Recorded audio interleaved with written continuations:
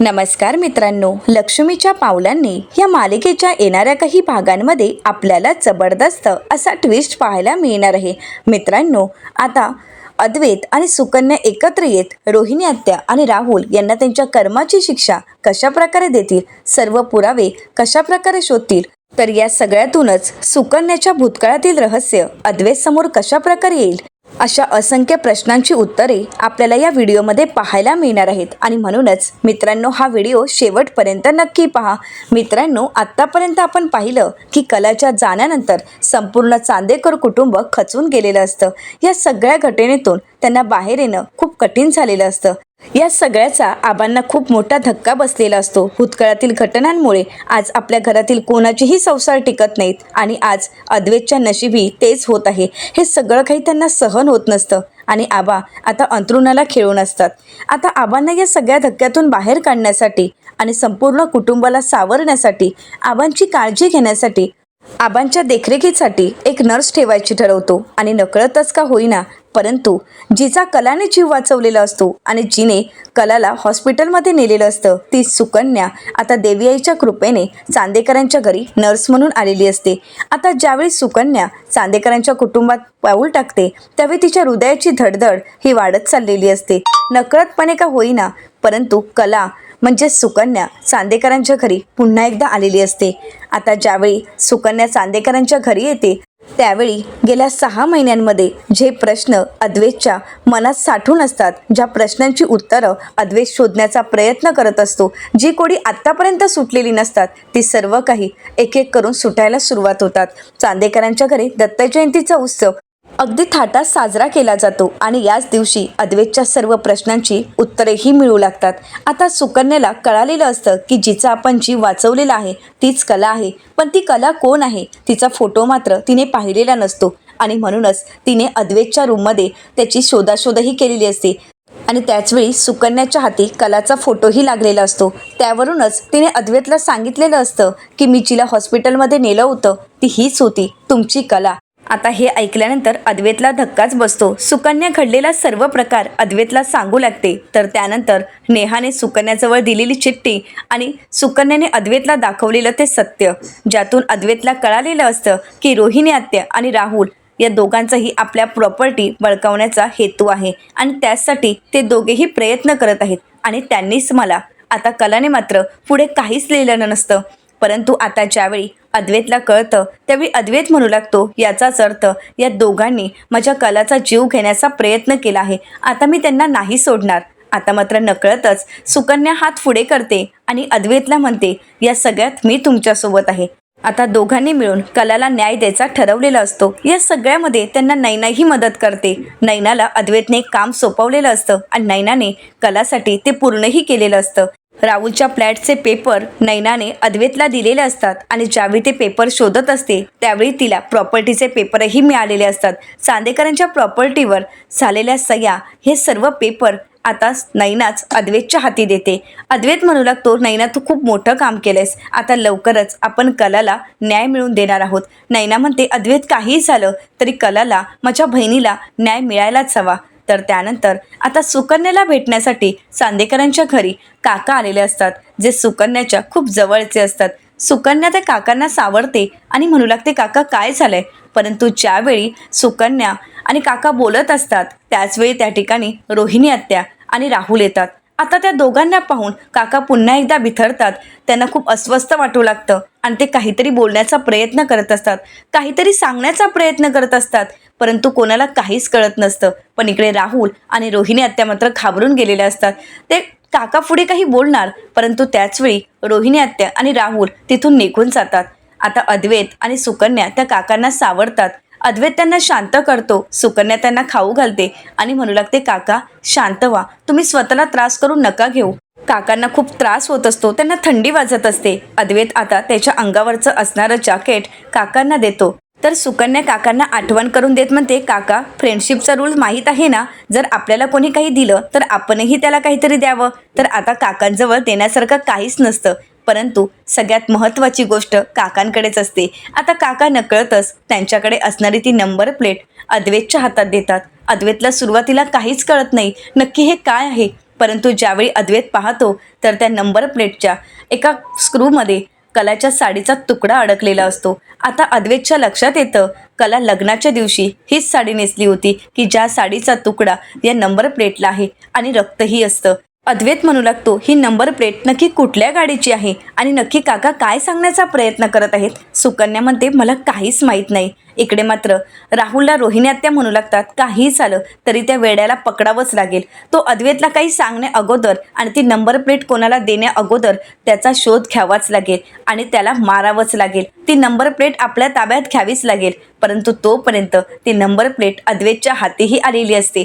तर दुसरीकडे आता राहुल त्या काकांचा शोध घ्यायचा ठरवतो. तर इकडे अद्वैतच्या हाती नंबर प्लेट मिळाल्यामुळे अद्वैत सुकन्याच्या मदतीने सर्व CCTV फुटेज चेक करतो आणि त्या गाडीपर्यंत जायचं ठरवतो. परंतु त्या अगोदरच रोहिणी आत्या आणि राहुल यांनी संपूर्ण पुरावे नष्ट केलेले असतात. फक्त उरलेली असते ती नंबर प्लेट, जी नंबर प्लेट त्यांना अजूनही मिळालेली नसते. तर दुसरीकडे अद्वैत सुकन्याला म्हणतो आता पुढे कशा प्रकारे शोध घ्यायचा काहीच कळत नाहीये, कारण हाती कुठलाच पुरावा लागत नाही. परंतु काही झालं तरी रोहिणी आत्या आणि राहुल यांना पुराव्यानिशीच आपल्याला पकडावं लागेल. आपल्याला जर कलाला न्याय द्यायचा असेल तर आपल्याला या दोघांची कारस्थानं, या दोघांचंही सत्य जगासमोर आणावंच लागेल आणि त्यासाठी आपल्याला प्रयत्न करावेच लागतील.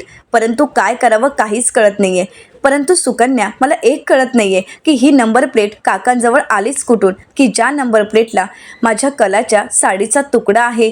आता मात्र सुकन्या ही विचार करू लागते. सुकन्या म्हणू लागते सर मला काहीच कळत नाहीये. अद्वैत म्हणतो आणि ते काका असं का बोलतायत, यांनी मारलं, नक्की त्यांना काय सांगायचं आहे, नक्की ते काय बोलण्याचा प्रयत्न करत आहेत. सुकन्या म्हणते सर तोच विचार मीही करते. परंतु त्याचवेळी सुकन्याच्या लक्षात येतं की अगोदर काका शांत होते, परंतु ज्यावेळी राहुल आणि रोहिणी आत्या या दोघांना त्यांनी पाहिलं त्याचवेळी काका अस्वस्थ झाले आणि हे सगळं काही बोलू लागलेत. याचाच अर्थ काय असू शकतो. तर अद्वैत म्हणतो तेच तर मी शोधण्याचा प्रयत्न करत आहे. आणि हो मला एक सांग सुकन्या, काका पहिल्यापासूनच असेच आहेत का. सुकन्या म्हणते नाही सर, काका पहिल्यापासून असे अजिबातच नव्हते. थोडं चुकीचे वागायचे, परंतु त्यांना अन्याय मात्र सहन होत नसायचा. कोणावर अन्याय झाला तर ते अजिबातच सहन नाही करायचे आणि खोटं तर त्यांना अजिबातच आवडायचं नाही. परंतु ज्या दिवशी कलाचा ॲक्सिडेंट झाला आणि ज्या दिवशी मी तो अपघात पाहिला तेव्हा काकाही माझ्यासोबतच होते. म्हणजे तो अपघात काकांनीही पाहिला आणि जेव्हा त्यांनी हा असा अपघात पाहिला आणि त्यावेळी त्यांना तो धक्का बसला की ज्या धक्क्यातून ते अजूनही स्वतःला सावरू शकले नाहीत. मी त्यांना खूप या सगळ्यातून सावरण्याचा प्रयत्न केला, परंतु काका मात्र या सगळ्यातून सावरलेच नाही. ते काहीतरी बोलण्याचा, काहीतरी सांगण्याचा अजूनपर्यंत प्रयत्न करत आहेत, परंतु ते काय सांगत आहेत, काय बोलणार आहेत हे काहीच कळत नाहीये. अद्वैत म्हणू लागतो सुकन्या आपल्याला काही करून काकांना लवकरात लवकर बरं करावंच लागेल. जर काका बरे झालेत आणि काकांनी जर आपल्याला मदत केली तर लवकरात लवकर आपण सर्व पुराव्यांपर्यंत पोहोचू शकतो. सुकन्या म्हणू लागते हो सर, पण आता ते कसं शक्य आहे, कारण आजोबांची काळजी घेण्यासाठी मी 24 तास इथे असणार आहे. मग काकांची काळजी मी कशी घेणार आहे. अद्वैत म्हणतो काळजी करू नकोस, मी तुझ्यासोबत आहे आणि म्हणूनच आता आपण इथे जवळच काकांना ठेवणार आहोत. आणि अद्वैत आता काकांना सुकन्यासोबत गेस्ट रूममध्ये ठेवत त्यांच्या ट्रीटमेंटला सुरुवात झालेली असते. अद्वैत म्हणू लागतो सुकन्या हवा तेवढा खर्च होऊ देत, कोणते डॉक्टर बोलवायचे ते बोलव, परंतु लवकरात लवकर काका बरे व्हायलाच हवेत. कारण जर काकांना सगळं काही आठवलं तर आपल्याला सत्य कळू शकतं. कदाचित काकांना माहीत असू शकतं की हे ॲक्सिडेंट, हा अपघात नक्की कोणी घडवून आणलाय. एकदा का कळालं की हे कोणी घडवून आणलंय मी त्यांना सोडणार नाही. आणि या सगळ्यामध्ये खरंच राहुल आणि रोहिणी आत्या असतील तर मी त्यांना या जन्मात तरी माफ नाही करणार. आता सुकन्या म्हणू लागते सर तुम्ही शांत व्हा, आपण सगळं काही नीट करणार आहोत, आपण लवकरात लवकर काकांना बरंही करणार आहोत. आता सुकन्याने ट्रीटमेंटला सुरुवात केलेली असते. तर दुसरीकडे पाहायला मिळतं सर्व पुरावे तर नष्ट झालेले असतात, परंतु काकांजवळ असणारी ती नंबर प्लेट मिळवण्यासाठी राहुल रात्रंदिवस एक करत असतो. परंतु काका काही राहुलच्या हाती लागत नसतात. रोहिणी आत्या खूप चिडलेल्या असतात. त्या राहुलला म्हणू लागतात राहुल तुला एक काम साधं धड करता येत नाही. अरे गेले 6 महिने त्या वेड्या माणसाला तू शोधतोयस आणि अजूनही तो माणूस तुझ्या हाती लागत नाहीये. अरे ती नंबर प्लेट काहीही झालं तरी आपल्याला मिळायलाच हवी. राहुल म्हणू लागतो मम्मा मी काय करू, ज्या ज्या ठिकाणी आपण त्या माणसाला पाहिलं होतं, त्या सगळ्या ठिकाणी मी शोधण्याचा प्रयत्न केला, परंतु तो माणूस, तो वेडा कुठेच नाही आहे. आता अजून आपण कुठे शोधणार आहोत? नाही मम्मा, आता मी थकलो आहे आणि आता मी हरलो आहे, आता मी नाही शोधणार. आणि तसंही तो वेडा ती नंबर प्लेट देऊन काय करणार आहे? आणि ती नंबर प्लेट कोणाला नाही मिळणार. तू नको काळजी करूस. परंतु रोहिणी आत्या मात्र घाबरून गेलेल्या असतात. तर दुसरीकडे सुकन्या ह्या सगळ्या गोष्टीचा विचार करत असते. तिला काहीच संदर्भ लागत नसतो. सुकन्याच्या हृदयाची होणारी धडधड आणि चांदेकरांच्या घरी येणं. सुकन्या या सगळ्या गोष्टीचा विचार करते आणि म्हणू लागते, या सगळ्याची उत्तरं नक्की काय असतील? म्हणजे आत्तापर्यंत जे काही घडत आहे ते माझ्याच बाबतीत का घडत आहे? सगळ्या गोष्टी येऊन या घरापर्यंतच येऊन का थांबतायत?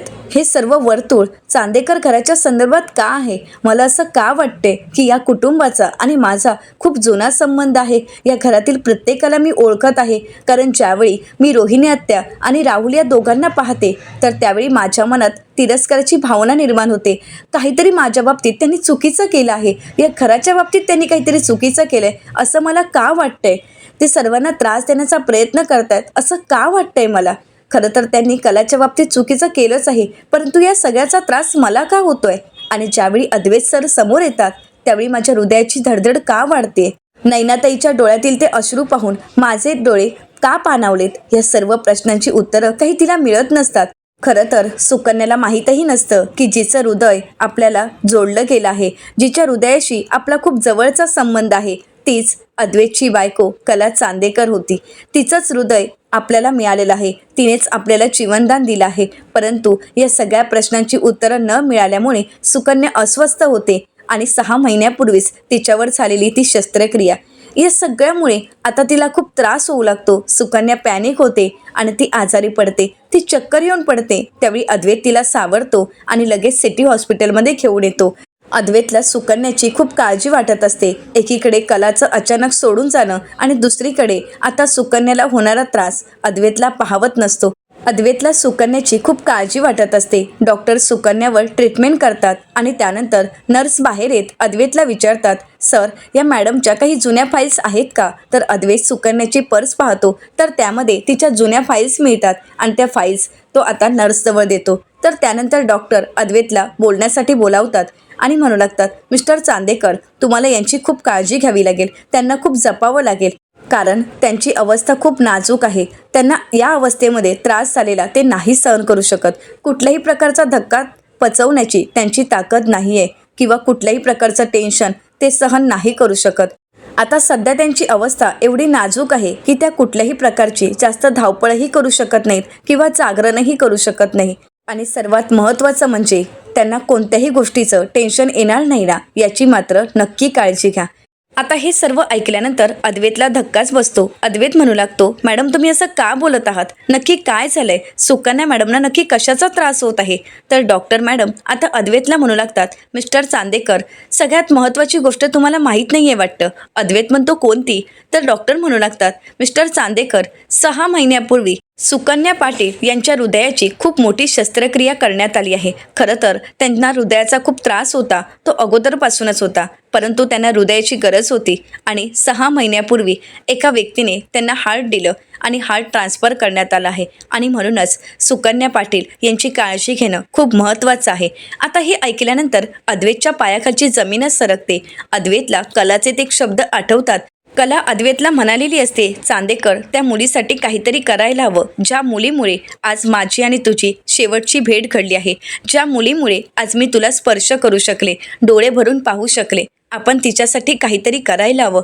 आणि अद्वैतला डॉक्टरांचे शब्द आठवतात की कलाने हार्ट ट्रान्सफर केलेलं असतं. तिची इच्छा असते की आपलं हृदय कोणाला तरी देण्यात यावं, परंतु ही गोष्ट अद्वैतला कळायला नको. पण 6 महिन्यानंतर आता हळूहळू सर्वच प्रश्नांची उत्तरं अद्वैतला मिळू लागलेली असतात. सर्व सत्यांचा उलगडा होऊ लागलेला असतो. आता अद्वैतला हेही जाणून घ्यायचं असतं की सुकन्याला हार्ट ट्रान्सफर नक्की कोणी केला आहे. आणि म्हणूनच अद्वैत डॉक्टर मॅडमना प्रश्न करत म्हणतो, डॉक्टर मॅडम, मला एका प्रश्नाचं उत्तर मिळेल का? नक्की सुकन्या पाटील यांना हार्ट कोणी दिलं होतं? म्हणजे अशी कुठली व्यक्ती आहे की तिने स्वतःच्या जीवाची पर्वाही न करता सुकन्या यांचा जीव वाचवला आहे? तर आता डॉक्टर मॅडम म्हणू लागतात की हो, ते नाव तुम्हाला नक्कीच कळू शकतं. आता ते सर्व रेकॉर्ड चेक करतात आणि सुकन्या पाटील यांना हार्ट ट्रान्सफर कोणी केला आहे याचं नाव अद्वैतला सांगू लागतात. ते अद्वैतला म्हणतात, ज्या व्यक्तीने सुकन्या मॅडम यांना आपलं हृदय दान केलं आहे त्या व्यक्तीचं नाव आहे कला अद्वैत चांदेकर. आता हे ऐकल्यानंतर अद्वैतचे डोळे आपोआपच पाणावतात, त्याच्या हातातील फाईल खाली पडते आणि त्याला खूप मोठा धक्का बसतो. अद्वैत म्हणतो, याचाच अर्थ माझ्या कलाने ज्या व्यक्तीला आपलं हृदय दान केलं आहे ती सुकन्याच आहे तर, आणि सुकन्या आज आमच्या घरात आहे. आतापर्यंत ज्या व्यक्तीला माझ्या कलाने तिचं हृदय दान केलंय त्या व्यक्तीचा मी तिरस्कार करणार, रागराग करणार असंच वाटत होतं, परंतु आज तीच व्यक्ती मला या सगळ्यामध्ये मदत करत आहे. आज तीच व्यक्ती कलाला न्याय मिळवून देण्यासाठी मला साथ देत आहे.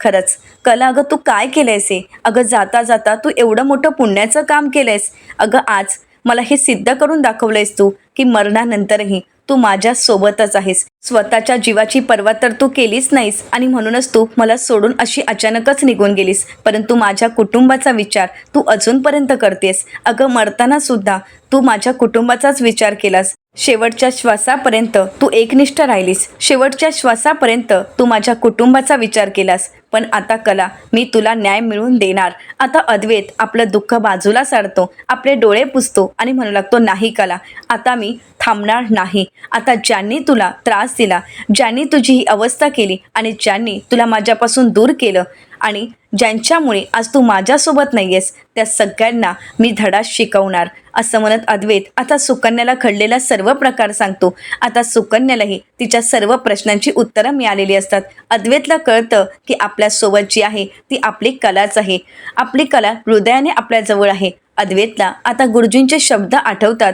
गुरुजी म्हणाले असतात की जरी शरीर आपल्याला सोडून गेलं तरी हृदय आपल्यासोबतच असतं, आणि म्हणून आता अद्वैत सुकन्याचा तिरस्कार न करता तिचा स्वीकार करतो. आता अद्वैतने सुकन्यासमोर मैत्रीचा हात ठेवलेला असतो. सुकन्या ही अद्वैतसमोर मैत्री करते आणि त्यानंतर अद्वैत आणि सुकन्या एकत्र येत कलाला न्याय मिळवून द्यायचं ठरवतात. आता कलाचे गुन्हेगार कोण आहेत हे शोधायचं त्यांनी ठरवलेलं असतं. इकडे काकाही बरेच आलेले असतात. आता ज्यावेळी सुकन्या काकांना रोहिणी आत्या आणि राहुल या दोघांचाही फोटो दाखवते त्यावेळी ते काका म्हणतात की हो, या दोघांनीच एका मॅडमचा खून केला आहे, गाडीने उडवलं आहे त्यांना, आणि ती नंबर प्लेट मी दिली ती त्याच गाडीची आहे. आता मात्र अद्वैतच्या सगळ्यात मोठ्या प्रश्नाचं उत्तर काकांकडूनच मिळालेलं असतं. आता रोहिणी आत्या आणि राहुल यांना रंगेहात पकडण्याचं त्या दोघांनीही ठरवलेलं असतं. अद्वैत त्या दोघांवरही केस टाकायचा ठरवतो. अद्वैत काकांना विचारतो, काका तुम्ही आमची साथ द्याल ना, तुम्ही साक्ष द्याल ना? काका म्हणतात, हो मी तुमच्या सोबत आहे. आता एकजुटीने सर्वजण एकत्र येऊन रोहिणी आत्या आणि राहुल यांना धडा शिकवण्यासाठी सज्ज झालेले असतात. तर त्याचवेळी नैना त्या ठिकाणी येते आणि म्हणू लागते, अद्वैत मी सुद्धा तुमच्यासोबत आहे. ज्यांनी माझ्या बहिणीचा घात केला, ज्यांनी माझ्या बहिणीचं आयुष्य उद्ध्वस्त केलं त्यांना मी सोडणार नाही, मग ती माझी सासू जरी असली किंवा माझा नवरा जरी असला तरी सुद्धा. असं म्हणत नैना ही अद्वैतच्या हातावर हात ठेवते आणि सर्वच जण कलाला न्याय मिळवून देण्यासाठी एकत्र आलेले असतात. आता अद्वैतने कोर्टात केस केल्यामुळे रोहिणी आत्या आणि राहुल यांना कोर्टात बोलवण्यात येतं आणि त्याचवेळी काका साक्ष देत त्यांच्याजवळ बोट दाखवत म्हणू लागतात की हो, या दोघांनीच कला चांदेकर यांचा खून केला आहे आणि मी ते स्वतः प्रत्यक्षपणे पाहिलं आहे. आता नैनाही साक्ष देईल आणि घरातील सर्वच जण मिळून एकत्र येत कलाला न्याय मिळवून देण्यासाठी कशा प्रकारे लढतील आणि इकडे रोहिणी आत्या आणि राहुल यांना कोर्ट कोणती शिक्षा देईल. तर त्यानंतर सुकन्या आणि अद्वैत यांचं मैत्रीचं नातं आता कोणतं वळण घेईल हे पाहणं अतिशय रंजक ठरणार आहे. मित्रांनो, अशाच मालिकांचे नवनवीन अपडेट पाहण्यासाठी चॅनलला नक्कीच सबस्क्राईब करा. आणि हो, आजचा हा व्हिडिओ तुम्हाला कसा वाटला हे कमेंट करून नक्कीच कळवा. आजचा हा व्हिडिओ आवडला असेल तर एक लाईक करायलाही विसरू नका. व्हिडिओ पाहिल्याबद्दल तुम्हा सर्वांचेच अगदी मनपूर्वक धन्यवाद.